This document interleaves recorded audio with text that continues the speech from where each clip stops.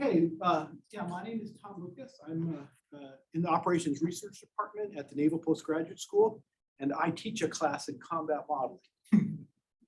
I was surprised when Chris invited me to come give a talk, and I told him right away, "Are you sure you want me? Because I haven't done any research in this area for over 2 decades." And he said, "Yeah, but it's still pretty relevant and current." And so, which is stunning sort of to me. So I'm happy to share it. Said it as 2 decades. I'm a statistician by training. So most of my career is in combat modeling. I consider myself what I call a data farmer. Who here has heard the term data farming? Okay, a handful, just a handful of people. People are familiar with data mining, that the data is there and you go look for it, but the data is there, it's presented to you, and you look for insights, nuggets of information. But with models, we grow data. And so, and what you reap depends on what you sow. And so my professional background is mostly in design of experiments, high dimensional, complex model design of experiments. So instead of doing a base case and an alternative and an excursion, 3 design points, we're trying to do hundreds, thousands of design points and lots of replications. One of the comments I wanted to make sort of with the wargaming type thing, if you do the combat models, one of the things is people almost always underestimate just the random variability. And if you run these combat models 100 times with nothing changing but the random number seed, you might get a case where we won easily and only had 2 casualties, and we got clobbered and had 100 casualties. One of the concerns about a war game or a field event, you saw one of those and you don't know what it is, right? You have no idea sort of the sensitivity analysis. And I said, I spent my career trying to get people to run their combat models in more design points, more cases, more replications, and just, you know, the comment I made earlier is you think of how much has been invested in some of these models. So if you go back to the Army model Combat 21, which is predecessor CAS Forum, it's really been developed for 40 years, right? 40 plus years and millions of dollars in building the model. And when they put together a scenario, it's teams of analysts, a storm scenario, teams of analysts spending many months putting it, so man years worth of stuff. And then they run it at 3 design points. It just doesn't seem right. You put all that into the model. Now let's try and get stuff out of the model. That's sort of my career. But this is stuff, and lots of people in this room are going to know much more than me. They're about the battle, and I'm not a historian, maybe a poor amateur at best. And it's literally been 2 decades since I've done this, so I apologize in advance that some of the questions I may not recall exactly and be able to answer. But so this is looking at the Battle of Kursk data, time phase battle data. Talk about next slide, please. This is really based on 3 thesis students. If you want to get all the details and all the different models we fit, but you can see the dates of these 2000, 2001. I've given a version of this presentation exactly 3 times before that. And I didn't realize that you were at CAA, but they weren't really interested in this work, even though they had collected the data. I gave one at Morris and I gave one at the Turkish Military Academy way back then. And they were interested, by the way. Yeah, I bet they were. But these are the theses. They're posted online. And so you can go and get all the details on them. Next slide. Yeah, so quick review of Lanchester equations. I think most people know them. Next, oh yeah. Then I'm going to talk a little bit of overview of the Battle of Kursk. I said lots of people in this room know a lot more about it than I do. Talk a little bit about some previous research, which kind of motivated me to it. People comparing, hey, how well do Lanchester equations fit historical battle data? And they'd come up with wildly different answers. And so can we resolve why they came up with those wildly different answers? That was kind of my research interest. Lanchester, the Battle of Kursk, and a few party points. Okay, yeah, Lanchester's 2 models, modern warfare. So quote, the rate at which a force is depleted proportional to the size of the enemy and the individual capability of the enemy. And in this case, well next slide will tell it. And then ancient warfare, and Lanchester had 2 different things, which man on man, or in the case where you're firing into the browns, or the area fire interpretation. You get this, and with the interesting thing in ancient warfare conditions, the exchange rate is independent of force ratio. That's sort of the key underlying principle of ancient warfare. Next slide. Yeah, Lanchester concluded, so from it, that it's an important truth that the fighting strength of a force can be represented by the square of its numerical strength. So that's what he concluded at the time.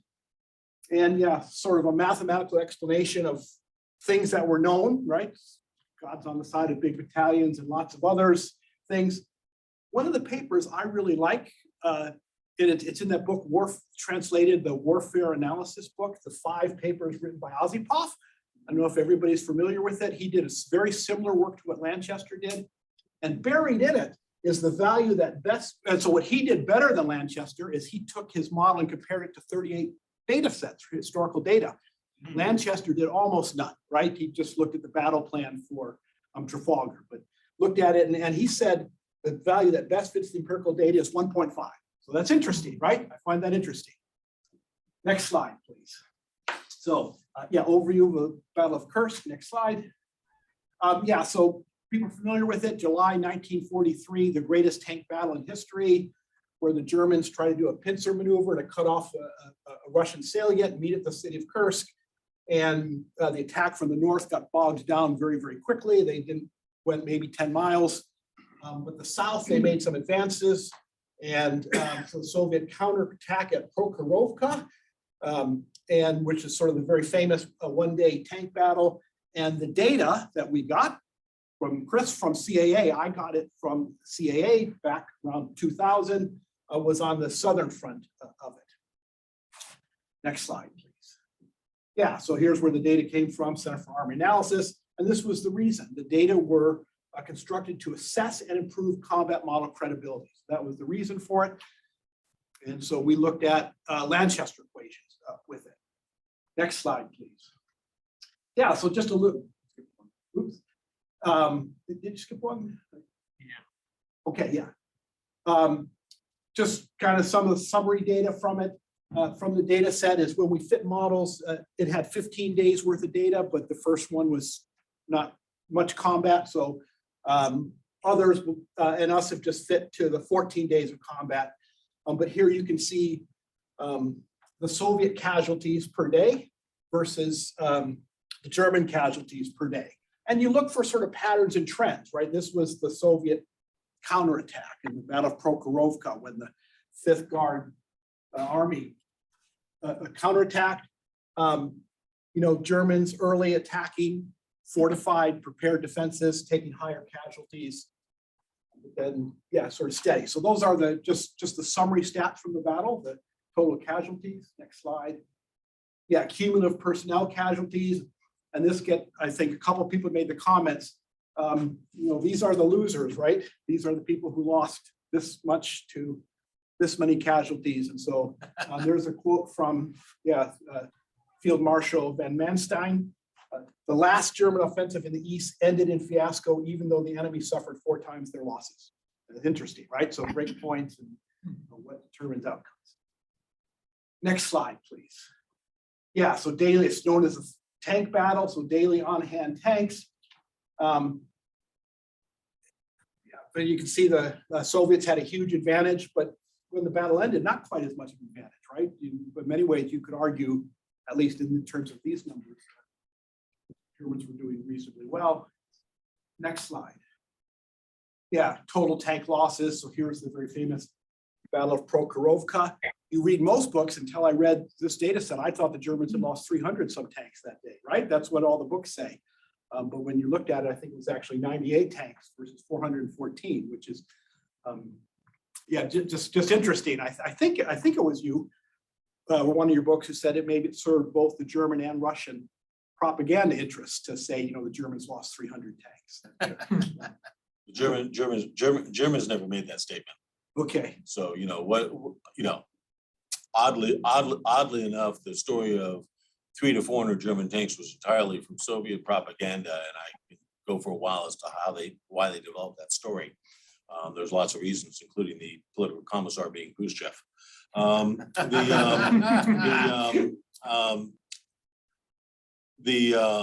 What is odd is that for several decades, it wandered over into Western literature, and any book that you read in the 1960s, 1970s, and even 1980s on the Battle of Kursk quote the Soviet figures for German losses.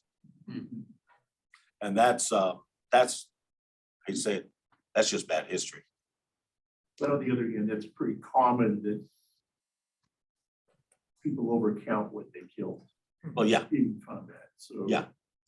In this case, they had to justify the 300+ tanks they lost on the battlefield.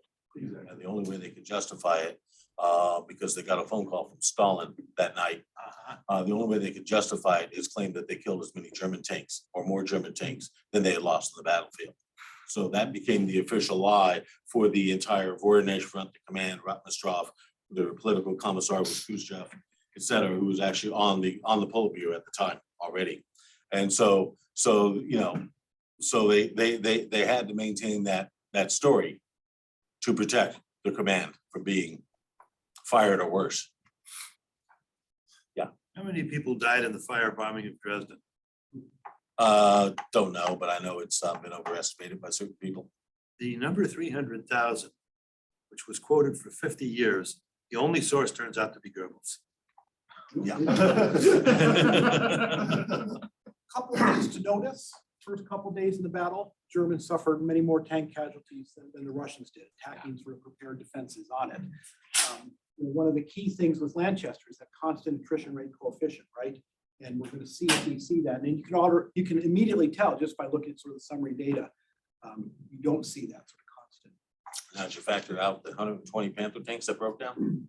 By the way, postscript, after the reunification, the Dresden community did a good retrospective study. It came with a number of about 30,000.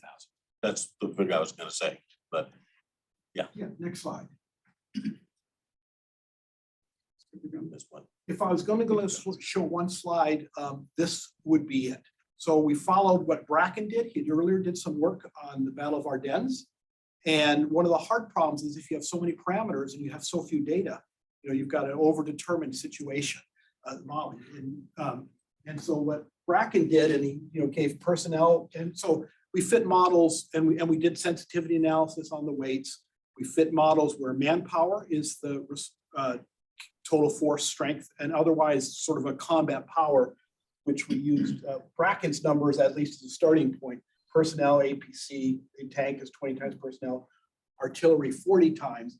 But this is a pairwise plot of German combat power over time, German combat power losses over time, Soviet combat power losses, and again for the days. So this is day one of the battle, German combat power losses for German combat power. So you can sort of see a plot on it. And this is one of the things that makes it sort of tricky. If you're trying to fit models to this data, the force ratios just don't change that much. And there's typically a highly collinearity between lots of the factors. And so I mean, that's one of the things about Niall's work on the Battle of Britain is the only one I know about time phase data where you get very diverse sets of force ratios in this type of research. But you can see, so earlier in the battle, more German combat power, more German combat losses. So more proportional to your own force size, as you sort of see here, but sort of a correlation. Interesting, Soviet combat power, German combat power losses. This one seems to have the closest relationship, right? So the German combat power losses turned out when the Soviets had high combat power, this looks like what you'd expect with a Lanchester square law. For higher Soviet combat power, higher German combat power losses. It turns out the German losses actually tend to fit a square law model reasonably well, but the Soviet losses not at all. So you can look at the sort of fitted lines, non-parametric fits on it. So if you look at, so this one thing, yeah, Soviet combat power losses, is there really a relationship in Soviet combat power losses, German combat power? Again, there's no real linear trend in that at all. Next slide. Yeah, some previous research. So where did we start off? What motivated us, but there had been work by Jerry Bracken at Yale University, taking this data set and validating Lanchester's linear law. So next slide. Oh, yeah, the first one I sort of omitted. The first work in this area, at least that I knew, and if you know of other things I should know about that I don't, please let me know, but was Engels comparing Marine Corps losses recorded and booked by Morehouse over the Battle of Iwo Jima. And he took a best fitting line So this was deaths, if you just do all casualties, and looked at it with his eye and said, yeah, it fits a square law. And so when he fit it, he didn't have any statistical goodness of fit, but he just mentioned that US losses during Iwo Jima appeared to fit a square law pretty accurately. That was sort of his conclusion. In the analysis of the capture of Iwo Jima, the equations were found to be applicable. Lanchester square law. The value of such analysis increases when repeated often enough to permit general conclusions to be drawn. And that's so, at the time, I thought there'd be a lot more of this data. But unfortunately, there's not. Interesting things also, if you fit a square law model to it, the Japanese attrition coefficient, they were 5.1 times as lethal as the Marines, which shows it's not because they're better equipped or better trained, but that shows that things of all the posture and prepared defenses. And a lot goes into the attrition coefficient.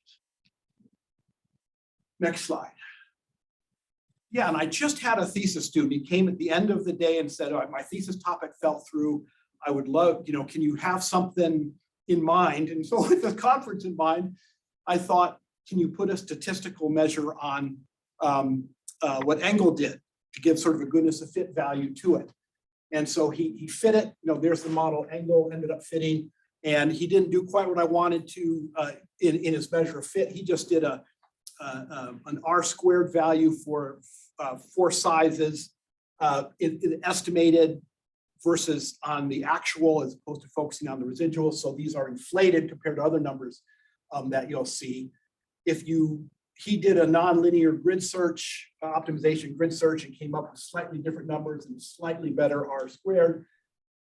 I need to sort of check these numbers. I said they're hot off the press. I don't, but he also, the reason I asked him was, I thought, well, yeah, square law fits is sort of an exponential decay, but linear law is an exponential decay. Lanchester or Engel never looked at it. Logarithmic law is a exponential decay, so maybe those fit.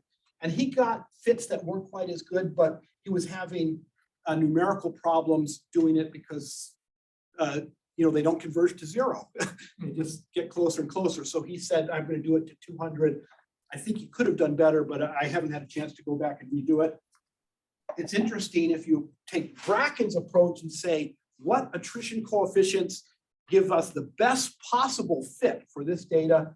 You actually get a 1.05 for the attacking parameter 0. You get something very, very close to a square law. So it turns out the first data set looked at fit the square law very, very well. And I think that sort of was very, very influential because the square law tends to be just assumed all the time, right? When people do their quick sort of campaign level models. Tom, it's just that was R squared to 0.99. That's absolutely astonishing. Right? As I said, well, it's a simple R squared between force level and the model predicted. And so I'll show you, yeah, it's there. As opposed to later on with the residuals, everything else we did was on residual. You're really saying if you show me a scatter plot and I eyeball it, I'll see a perfect straight line. If between force levels of the model fit and the estimated levels, yeah. Yeah, I am telling you that. Also, and the estimate. Right, so the fit is actual numbers, force level numbers is what he did, versus estimated estimate fit. Because And if you look at the model curves, that produces an R squared of about 0.99. right? How many parameters did you need to achieve that? And is it overfitted? No, it's 4. It's A, B, and P and Q. Well, and if it's 2 parameters, if you fix the square law. It's 2 parameters if you fix the square law. Yeah, and it's because if you look at the curve and you just do a regression on it. Okay, what I'm worried about is the aggregation issues, which through Jensen's inequality tend to push things to linearity, are effectively forcing almost perfect linearity, rather than it's coming from an underlying property of the data. Yeah, well, we can talk about that later. So let me move on. I think it's I'm pretty confident. I don't think it's the right measure. I'm pretty confident in the R squared value. All right, next. And that would actually be a good plot to have shown. Work by Hartley and Helmbold in Korea. some of the key findings or summary. Any square law effects are largely masked by other factors. The data better fit a set of 3 separate battles, sort of keep that in mind, the constant attrition coefficient. And then also they made the call, unless we're able to procure more data with many periodic casualty figures for both sides, we will not be able to validate the homogeneous square law or any attrition law. Just mention that sort of their takeaways. Yeah. Some of it's an artifact about selection of dates. So here's Bracken with the Ardennes data set. He fit a model where blue losses, the A added a defensive parameter, so a proportion that you're going to add to it for a defender's advantage or attacker's advantage. But then the red force, blue force, where you had a P, sort of the attrition coefficient of the opposing force, and then attrition coefficient Q. This captures Lanchester equations if P and Q are 1, 0, 1, 1, 0, 1. And Bracken searched to find what P's and Q's best fit the data. So I'm going to use the data to drive the form of the Lanchester equation. Same with the same combat power weights. The MOE that he used, how good the fit is, was the minimum sum squared residual between the actual and estimated losses. And that's different than actual and estimated forces, which is the difference you're seeing in the goodness of fits. Yeah, next slide.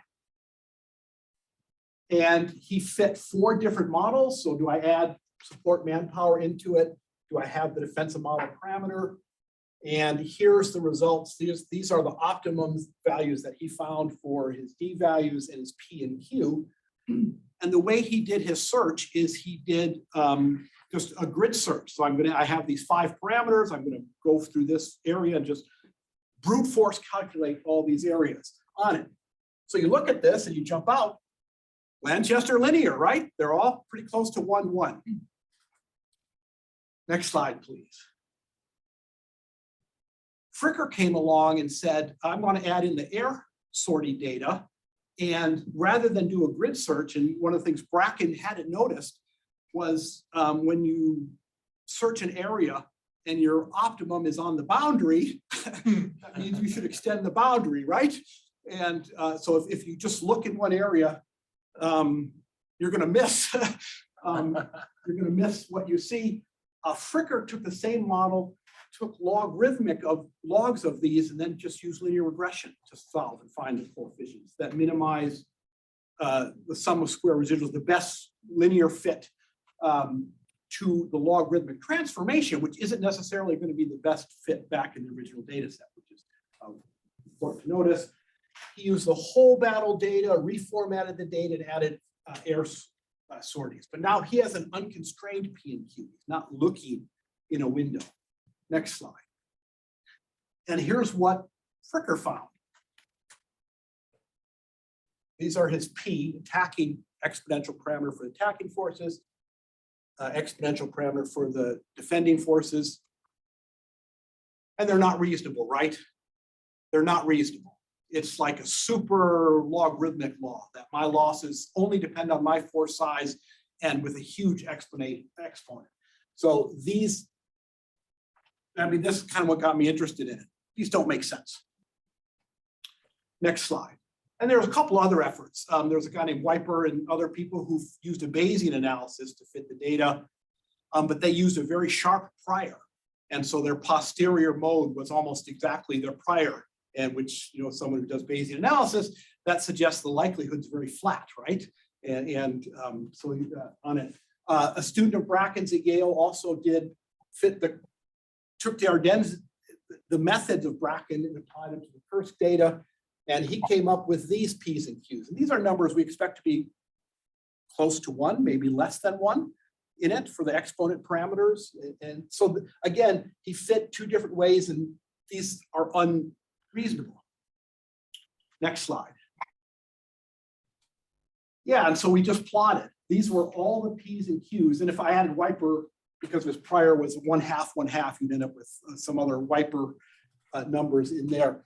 But these were all of the different, you know, P's and Q's, which are going to tell us about the Lanchester equations and all over. And yeah, this picture sort of remind me is, you know, well, I think Bracken included Lanchester linear because he only looked there, right? If you look under light, anything you're gonna find is gonna be within that light and and I like this quote. It was prior to most of this analysis, but previous look at Lanchester equations, at best, one could say that the results of these studies have been contradictory. That was by paper Snyder wrote 1985. Next slide. Just a comment, Tom, if I may. Just Yeah. about that slide. Of course, the trouble is that in most battles, there's some correlation between the two force sizes. So what you're actually getting in that plot is typically a lot of uncertainty along diagonal lines that way, whereas a lot of certainty that way. So actually, that's why you're getting the blue point that's on a diagonal line like this. Are you taking away my? Oh, sorry.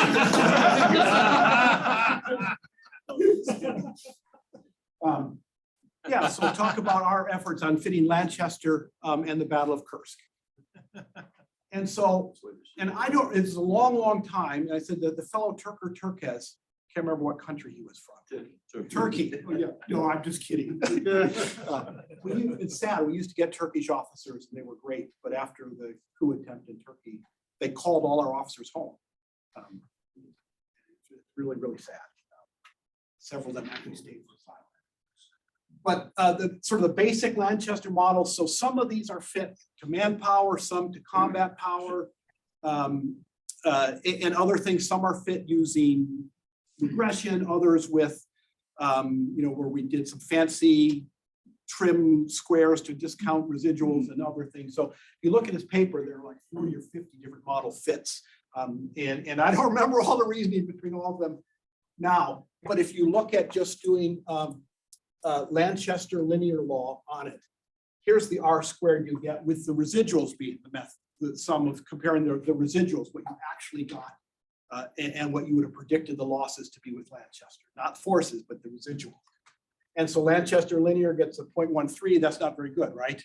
Explaining 13% of the variability over the course. Lanchester square law is 0.5. Lanchester logarithmic law is 0.8. If you looked at tried to fit a Morse-Kimball, now you've got more parameters. So you expect to get a better fit. You would get an R squared of about 0.23 on it when you fit there with twice as many parameters. And remember, now we're fitting to 14 days of battle. There's not that much data. This is Niall's point about overfitting these models, that if you have not much data, and I mean, this is one of the things, problem with validating combat models is the US Army did a study with the Vic model. I don't know if people are familiar with that. It's an old campaign level model. And they counted the number of inputs to Vic that a person put in.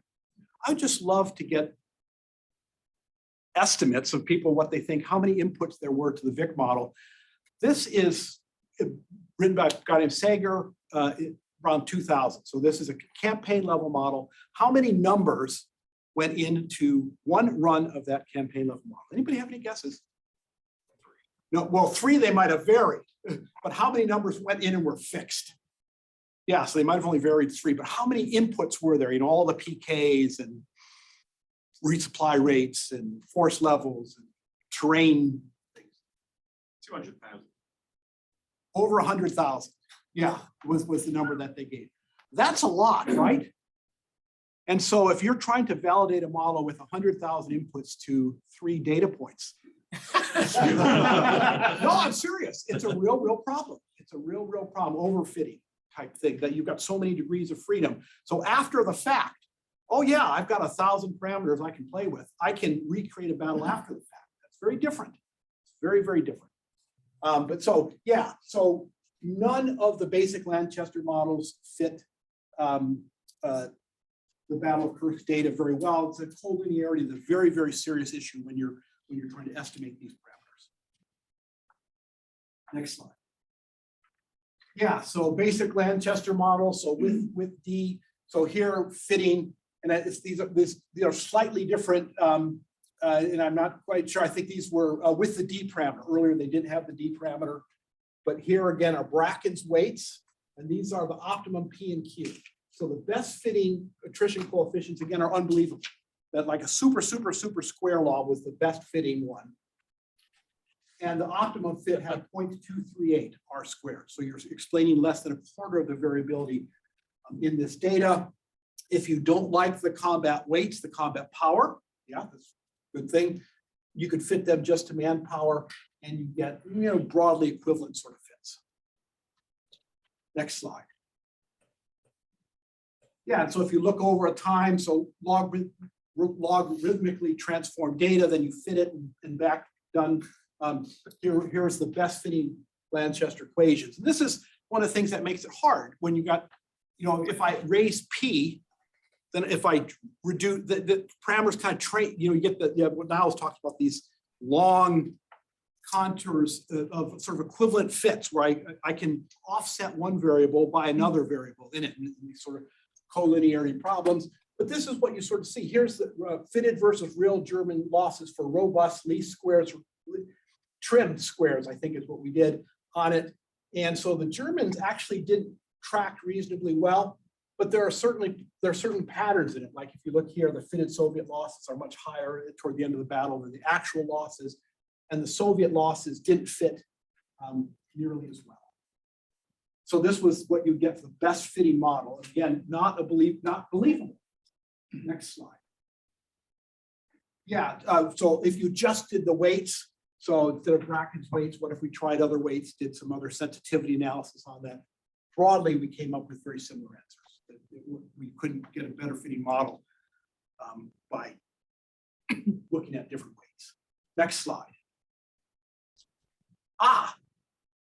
The constant attrition coefficient, that's a really, really strong assumption, right? Over 14 days of battle. And I mean, there's sort of comments, you read all the papers, they sort of mention that. You go way back to Morse Kimball, that they even talk about it, that only in very simple situations in short periods of time would you expect these equations to hold true. After the fact, you can look at Kursk and see kind of natural phases of the battle. The first couple of days, the Germans were attacking very prepared, fortified defenses. And so if you looked at the plots, they were taking more casualties than the Fitz did. Then the Germans broke through and were attacking more hasty defense type things. And then the Germans were doing quite well. The one sort of unique day, day 8 of the battle, when the Soviets counterattacked, being sort of one phase, and then the Germans kind of withdrawing back to the original lines, being sort of the 4th phase. If you just took that battle and broke it into 4 phases, you get an R squared of 0.764. This is after the fact, of course, on it. If you leave out day 8 with no D parameter in it, because there is no essential D parameter, you get a 0.568. And you worry about overfitting, right? You have, in this case here, we've got a defensive parameter in each of the 4 periods. And then we've got A and B. And so we end up with 8 parameters with 14 days of data. And I'm worried a lot about overfitting, a posteriori fitting into natural battle phases. But there's a lesson there and I think the lesson is, if you're trying to use Lanchester equations, you need to update the attrition coefficients regularly. You can't wait long periods of time. I think my experience, what I told in the old days, it used to be every 12 hours. So I think the old SEM runs, they would update, the attrition as battle conditions changed every 12 hours. I remember there was a paper by Dr. Axt in a Marine Corps analysis alternative study where they used 6-hour time periods, and they would adjust the attrition coefficient every 6 hours, and then they would cut it to 1 hour at the key point when the amphibious vehicles were landing ashore. They thought on it, as opposed to 14 days having constant attrition. I have an important comment to add. If anybody can hear me. All of Turker's models that he fit, these were all the different P's and Q's values that you would get, and all over the place, nothing fitting. So the results were very dependent on different assumptions that you made on manpower or weighting and other things.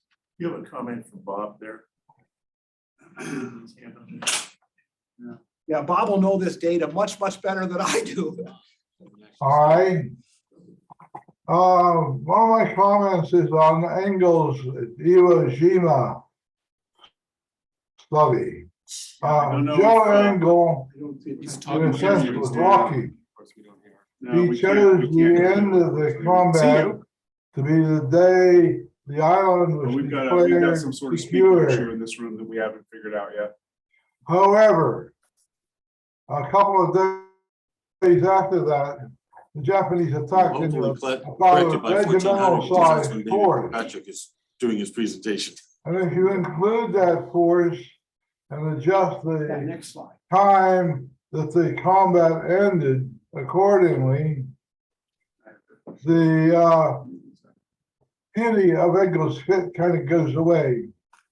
It just sort of diminishes to not being very impressive anymore.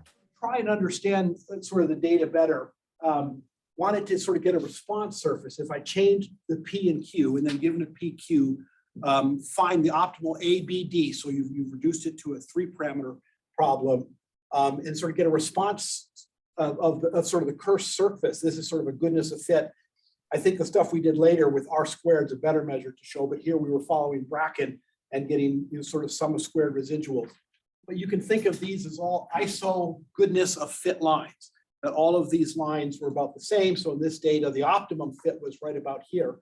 But fits that were 99% is good, 98% is good, certainly within the error of this thing could range, huge amounts. And so the interesting thing is the optimum fits is nowhere near sort of the basic Lanchester equations, which would be down here. But you would get very equivalent sort of fits with P's and Q's that are vastly different along this dimension right here. This sort of being the optimum fit with this D parameter. And so this is sort of the surface that explains the likelihood, the response. So if you put a prior on this and you've got a relatively flat likelihood, your prior is going to dominate. And that's actually what happened. With Viper's Bayesian analysis, all his probability was right here. And so it just drowned out any of the likelihood response. Next slide. Yeah, and here's what the same thing if you did the Ardennes surface. So again, you can see all of these are sort of equivalent, nearly good fits, and they're all very different on it. So contrary to what Bracken found, the square law fits best, not the linear law. So when you're not constrained in where you're looking. Again, not a very satisfactory fit, only 10 days of data. Yeah, next slide. Here's Fricker's 32, he used 32 days of the Battle of Ardennes data, put it all into one thing. And yeah, he came up with, we said the results were, here's the optimum unconstrained P and Q, a negative P and Q to the 5th, and just sort of not believable. And again, this, when you think we're really interested in P's and Q's in sort of this type of region here, just it's really flat. And so if you make very slightly different assumptions, you're going to get wildly different answers in how you format the data, how you fit the optimization, things like that. Next slide. Yeah, so the conclusions from Turquez's study, constant attrition, homogeneous Lanchester equations do not fit the cursed data well. Of the ones that he sort of fit, the linear was the best of the basic, but this is the response surface is flat over very broad regions with the optimums very far from the basic models. We got very different fittings with the Kursk and Ardennes models, so which were the optimum solutions and how they evaluated, compared the basic models, and how far they were from the optimums. And then, yeah, that constant attrition coefficient is a big one, right? That's a big one. Constant attrition coefficient, which certainly waxes and wanes a lot over the course of 10, 14, 32 days. After the fact, trying to account for that, you could get much better fits. Next slide. Yeah, so building on the work of Turquez and a guy named Gozel, no Turkish officer, who did some interesting stuff. I don't know, you might be interested in that. Looking at, okay, non-Lanchester fits on data. But one of the things, a Major John Dinges, a US Army, took that data and it was, of course, very detailed, broke it down. All of Turker's stuff and all of the Ardennes stuff was based on all combat data of forces in the area, but not all of them are fighting, right? And so it looked at, if it was broken down into 3 different levels of combat units that are within contact, so we'll call it CCUD data, and then combat units that are actually fighting those days. So instead of using all the combat data, which is what Turquez did, Major Dingus looked at the fighting combat unit data. Next slide. And it's very, very different, right? The attacker, you can focus your attack. And so if you look at the mean number of personnel, Soviets outnumbered the Germans by quite a bit. The ones in contact, very, very close. But the actual fighting things, the Germans had an advantage. And so it's a very different look as when you try to aggregate it across all forces, now trying to break it down a bit more. Next slide. Yeah, so the tank battle, we can look at the tank averages, sort of the same thing. Soviets had a huge advantage with all of the data, not so much of an advantage in the ones in contact, and the ones actually fighting, the Germans had an advantage. So can we fit Lanchester models to this type of data? That was the question. Next slide. And so here's what we fit. So the all combat data, these were, I think these were based on manpower, but manpower data. These were the fits. Now here's an R squared value. And so now you can see these are very small based on the residuals, not the actual force numbers. The contact didn't get very good R squareds, but if you just looked at the fighting units, now the R squareds aren't horrible, right? I mean, in a sense that if you can explain 50% of the variability, that doesn't seem that bad by all the uncertainty of things in combat models. So what's interesting, so one of the takeaways, the fighting data are the best fits by far, and the linear, the logarithmic do much better than the square when you do that. And so those are sort of the takeaways, and that's sort of consistent with what I've seen in other type stuff, right? In Hartley's book, Predicting Combat Outcomes. You look at, I can't remember, I should remember it, but the best fitting Lanchester model he did to the data set was something somewhere in between a linear and a logarithmic law. That's sort of what we see here. So these were sort of the key takeaways from that data. Yeah, linear greater than logarithmic, a lot greater than square law in these fits for this one data set. Next slide. Yeah, so if we looked again, the P's and Q's for just the fighting combat data, you'll notice we're more now in the area where you'd expect Lanchester equations to be. We don't have these P's and Q's of like 6 on it. But again, so these are the R squared values. So you can see the optimum here kind of near a linear law. But again, the best fitting is about 0.62. Here's a 0.6, could be way over here to way over here in completely different models of what you look at. So here Q is bigger than P by quite a bit. Here P is bigger than Q by, well, I guess, yeah, P is bigger than Q. This would give you about a square law state equation, here 2 to 1. And here would give you, yeah, less than a linear law sort of effect. So again, this very, very flat response surface, manpower data. Yeah, next slide. Tracing the battle for the all combat data. This is what we looked at earlier. This is the real German casualties versus the fitted German casualties. And I don't remember which of the models we fit on it. I don't remember if this was manpower or if we did a Russian down weighting the residuals. Next slide. Soviets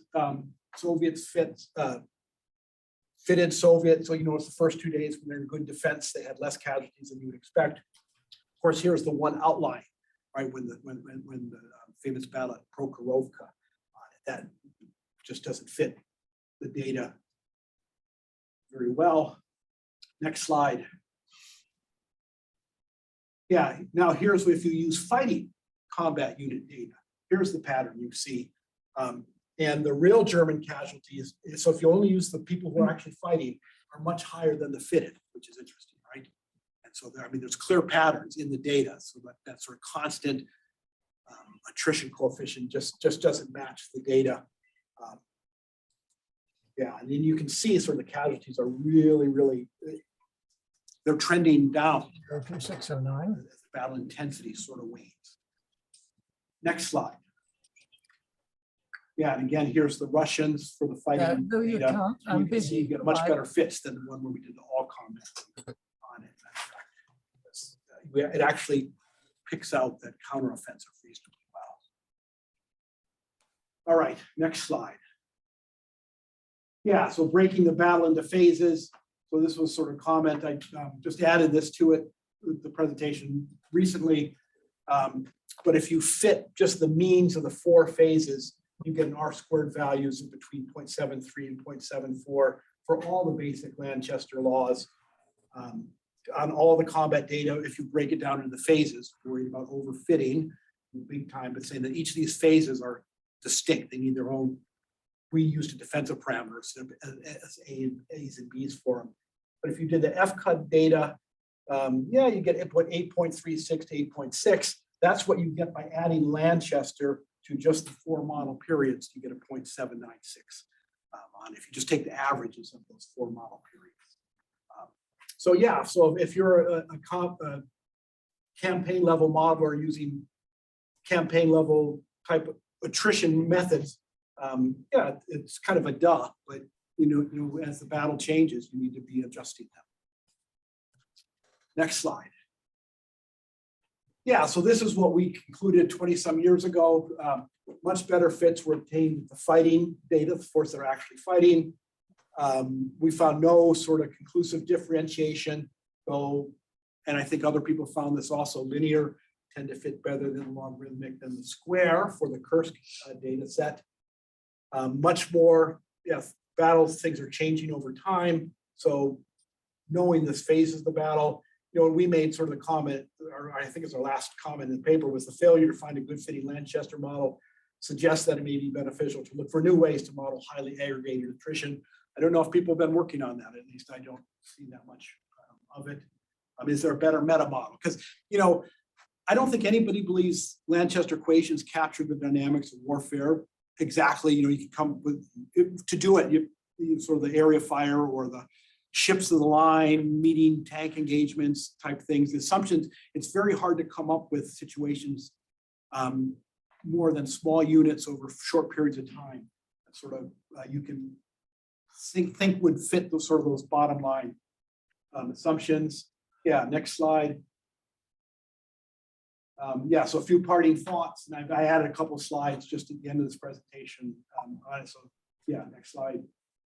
Yeah, so each battle is unique, has unique circumstances, and you know, even the data sets with 140 different attributes for the battles, there are lots of other stuff that probably aren't kept very well or estimated.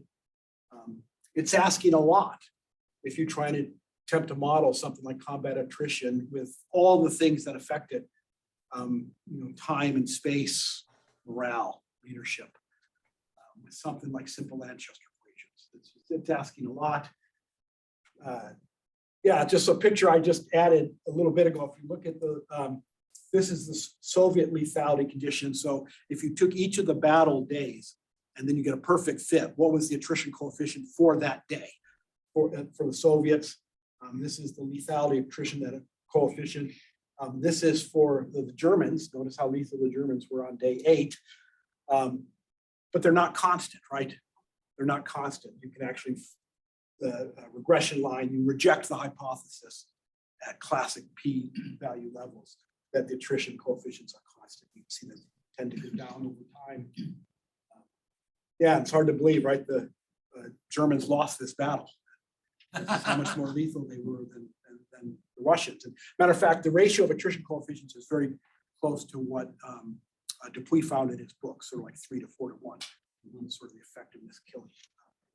But this is from Morris and Kimball. I think, you know, I teach combat modeling. I start out teaching Lanchester equations, sort of the first. I try and give people, you know, lessons, you know, just be very careful. So this is a model of warfare attrition, but don't read too much into it. This is from Morris and Kimball. These differential equations, in order to be soluble, will have represent extremely simplified forms of warfare. You know, Battle of Kursk is an extremely simplified form of warfare, and therefore their range of applicability will be small. I mean, that's what they said way back in 1956, right? With the book Morris and Kimball. Yeah, Hartley and Helbold, coefficients are assumed to be constant for a given battle or portion of a campaign. It's easy to forget that this means only that, yeah, are often referred to as constants. And they're not, and it's been recognized on it. But the problem is if you adjust them, the granularity of the data is daily and you don't have much data, or it's just battle before and after casualties, then you can't fit multiple attrition coefficients without overfitting. Yeah, is there anything else? Next slide. Oh, yeah, so yeah, just added this also. So interesting, this is the effectiveness ratio. Here on the very first days when the Germans were attacking fortified defense. So this is the attrition coefficient, lethality per Soviet divided by lethality per German. And the Soviets were about 30 or 40% as lethal as the Germans. And then it dropped as the Germans made progress in the battle. The lowest, by the way, was day 8 when the battle changed, just from the ferocity of it. That the Germans had about 10%. Germans were 10 times as lethal that day as the Russians were. Soviets, excuse me. Soviets. The 11th of July. Is that day 8 in the battle? Yeah, I Well, think that's so. what I'm asking you. Prokhorovka. That's Well, you've had that sometimes as day 9. well, so yeah, the battle data goes 1 through 15. We only fit 2 through 14. So if this is on 14, this is the Battle of Prokhorovka, 414 takeoffs. And then you can actually see the Soviet, from that point on, the Soviet lethality starts increasing relative to the Germans. And if you looked at it, if you fit a linear trend line, you got a slightly Soviet effectiveness relative to Germans tended to increase over the time, but it's really like this, right? And so when you're talking about breakpoints type things, and one of the things you had is, I was told this a long time ago by a colonel, that you don't break because of the forces you've lost, you break because of the forces you will lose if you continue, and maybe that's something that was going on there. I think that's it. Yeah, definitely not constant.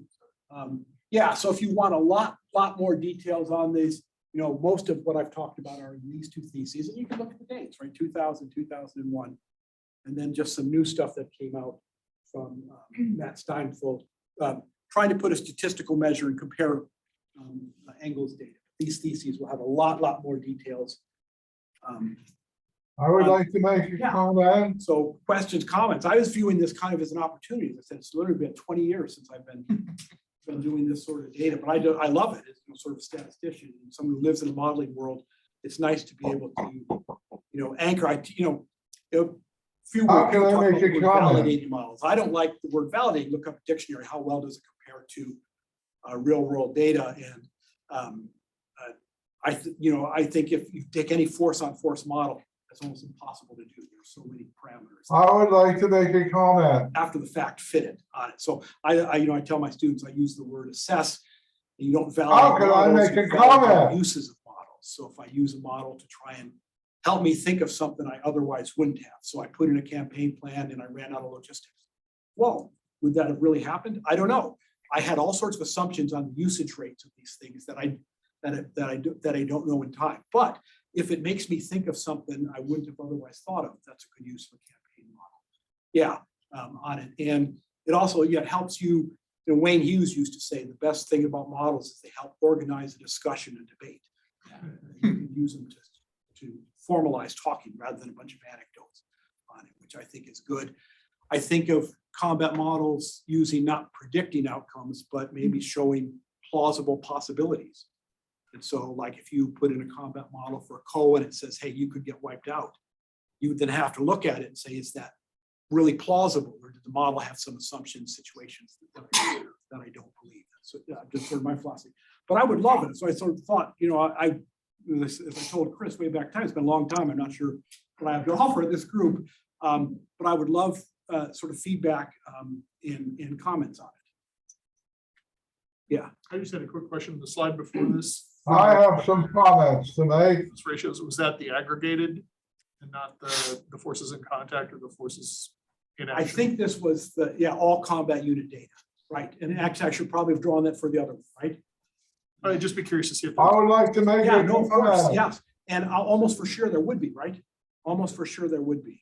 I'll comment on that slide, Tom. For a fair visual representation, one should always take a log, because otherwise you're not inversion symmetric.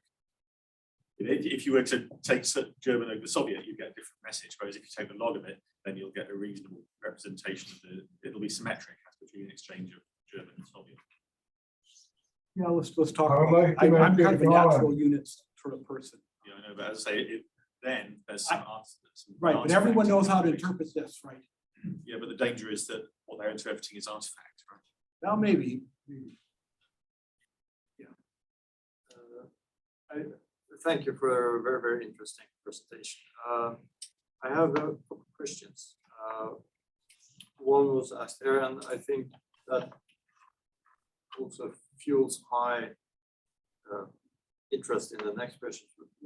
Did you look at the combat effectiveness between, or the combat effectiveness values between the German and the Russian units that came out of the studies that was done before? Was this actually the? So at a disaggregated level, Yes. at So- individual units, no, we did not look at individual unit data. Yeah, we said the three levels of resolution we looked at were all the forces, the ones in contact, and then the ones actually fighting. But we didn't break it down to, hey, what's the variation with the different units across? So- Yeah, would be very interesting, I would imagine. My comment is then that it looks like you are confirming previous studies. For example, I think it was Friese, was it, who wrote about the German effectiveness in the 1940 campaign, where he saw that the Germans, they were preempting the French, for example, and the Allies with some hours constantly, so that their effectiveness was higher because they were able to plan and actually implement their plans faster than the opposition. And if you look at this, to my mind, this makes sense, because if you have a situation in the initial day or days where you're actually closing, and the Russians, they are dug in and they can fight from their positions, they achieve a favorable outcome. And it doesn't matter how good you are to actually react to new situation and plan faster and so on, because you're actually just closing the gap between competing forces. But when you break into the enemy and you hug the enemy, then your combat effectiveness is very, very clear. And especially when it comes down to Prokhorovka, when there are a huge amount of Russian forces not actually fighting. Why is that? Probably because their officers aren't able to get them into the fight, because then they would overwhelm the Germans. And then maybe you see, I don't know, but this would be a hypothesis, that what you see is that due to increasing losses, you see a declining combat effectiveness of the Germans, because they are losing so much, so that their cohesion and organizational effectiveness, due to they have too few tanks, too few machine guns and so on in the basic organization. Maybe they then dwindle. I don't know, but maybe Yeah, I and I- misunderstand, but Right, I certainly don't know, to but- me, it But the was- rate, yeah, no, there's definitely, it looked like a V sort of shape. I would mention that the ratio, the tank ratio at the start of the battle, although not everyone's engaged, it was getting more favorable to the Germans, or less unfavorable, might be the way to look at it. My point is that if you're fighting with a platoon or company, if you're left with 50%, then you're not able to do the same tactics and the same techniques that you should be doing. So that's why you get less and less out of each tank. Yeah, no, and that's, when you look at Lanchester equations, sort of the proportionality sort of thing, that if I have twice as many forces, I'm twice as lethal. But if I have twice as many forces, now I can fight in many different ways. And so, there's no diminishing returns or economies of scale sort of built into the Lanchester equations. Yeah, it would be hard capturing those sorts of effects, I think. Certainly Lanchester equation. Yeah, I think he was first. I think kind of on the point of the employment of reserves, I also think what this kind of illustrates is how dispersal reduces the impact of mass. The go-to example I always have is that a British division at the Somme, you're putting one division on 1 mile, incredible force concentration. That division, 2 up, 2 back, 2 up, 2 back, only has 16 platoons in the front line. So a German battalion is in effect not outnumbered until the German battalion starts losing manpower, or until that British division starts creating more contact area via breaking through, via creating just more points where they can get more platoons into the firing line. Lanchester equations notoriously neglect the effects of maneuver. Turns out to be rather important. You're smiling, Chris. You probably read Battle of Booby's Bluff, where you've got this wonderful model of force on force attrition. Somebody else. Trenches. And it turns out that if you dug your trenches, nice lines, nicely, neatly and aligned the way they taught you in school, somebody got a machine gun to one end of one of those trenches. They're going to break The for that. attrition ratio changed dramatically. You see the same thing in naval. Come off. Wayne did a wonderful job with how the change in American tactics after the Battle of Savo Island changed the relative effectiveness of battle lines. You figured out that the different angle of attack and which ships were in front made a huge difference in who could damage whom. That ain't in the Lanchester equations. Yeah, no, there's no time and space sort of explicit element in them. Yeah, so that's right. And so trying to capture attrition without time and space sort of implicitly in it, it's very difficult. I mean, you think of all the things that go into combat attrition. So you think of these models that have thousands and thousands of parameters, and you're trying to capture it with a couple, A's and B's if you fix the square law, 2 parameters. How different does Pickett's charge at Gettysburg look if the Confederate cavalry that was supposed to attack from the other side gets there? Thank you, Custer. Right. Yeah, and so yeah, and these effectiveness are fitting sort of square law, right? The interpretation of the coefficients, the units of the coefficients are different if you think of using linear. Just sort of an observation. It seemed, going back through your assessment of the various studies, is that there seemed to be a better fit between the various Lanchester laws and the side that had the higher combat effectiveness. In other words, they're doing a better job of predicting American casualties and German casualties in Iwo Jima and Kursk. They had a harder time fitting the curves to the casualties for the lower quality forces. So unfortunately, in Engel's fit with Iwo Jima, there were no Japanese figures. So he had a starting and an ending. That's all. So all you have is the US. But that's an interesting point. It's 2 data points and some 2 battles. But yeah, here the German attack. But it's interesting. Yeah, you get things that look more of like a square law sort of effect. That's an interesting. Yeah, that's interesting. Kind of leads into another question. I'm not trying to put you on the spot here, but are you familiar with Trevor Dupuy's new square law that he wrote about and understanding more? I've looked at the book, but it's been quite some time, and so I don't recall. Trevor Dupuy believed that he found a correlation between his concept of combat effectiveness and casualty exchange ratios. He believed that there was a direct correlation, and he wrote up revisions of the Lanchester square law based on the coefficient based on this casualty exchange ratio. And he thought that would be a way to resuscitate or improve the fit for Lanchester laws. I'm just curious if anybody, TDI didn't go back and test it. It's just something that Trevor put out there that. Yeah, he kind of threw that out there. When I was working on word by numbers, I looked at measuring casualty effectiveness differences. But it appears, sort of instinctually it appears, not statistically proven, that if you're generating a casualty effectiveness of 4 times greater, it's because as a force, you're about twice as good. So it appears relating casualty effectiveness to combat effectiveness is that you get a multiplying effect in casualty effectiveness based upon the ability of the force. So if your people are, shall we say 50% better as a result of training, experience, et cetera, then they're gonna end up causing, 2.25 times more casualties to the opposing side. Now, this is just sort of a sense that I got. And it was originally explored briefly, and again, it was kind of thrown out there by Trevor. It was not proven, but there does seem to be, a nonlinear relationship between casualty effectiveness and what you're really trying to figure out, which is combat effectiveness.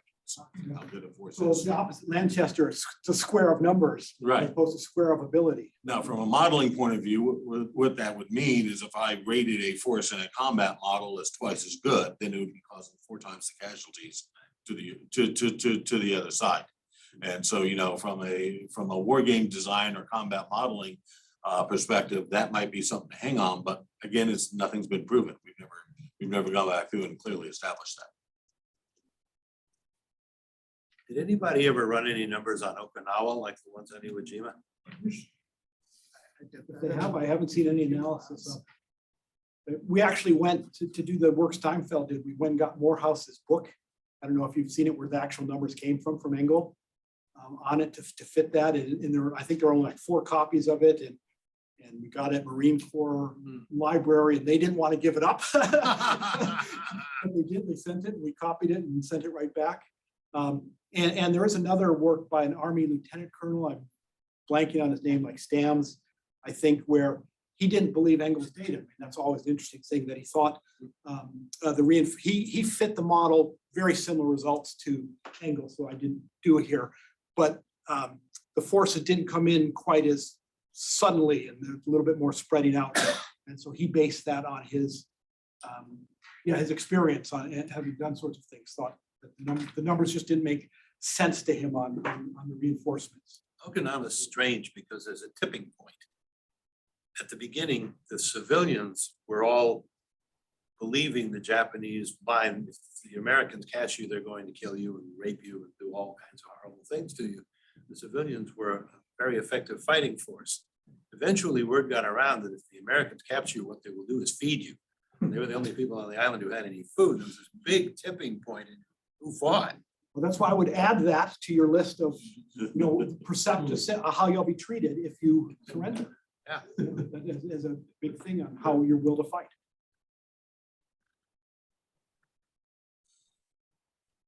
Well, I just had one quick question about the tank losses that you were talking about earlier in Kursk. Were those tank losses broken up by type of tank, like heavy, light? Yeah, they were, and we aggregated them all together. I mean, that's one of the problems with, we said artillery pieces, tanks, and there are multiple different kinds of tanks and multiple different kinds of ability. And so in some sense, I kind of like the analysis. The earlier analysis had been done with these weights to combat power type stuff, but I kind of have a better confidence, might not be the right word, but I'll use that with sort of the manpower data. If you use all the equipment is to make the individual soldier. Yeah, I've been trying to adapt the Helmbold calculations in his book he published recently. They seem to work very well with infantry. Then you get into more complex types like aircraft or naval or armor. And I find it harder to work out what the percentage is, like taking out a lighter tank like a Panther. Is that equivalent to taking out a heavier tank like a Tiger? And so I struggle with a bit. I just wondered how you'd gone. No, we did not. Yeah, we aggregate them all together. Manpower or some sort of weights of all tanks, all artillery pieces, all APCs. Helmbold had a comment.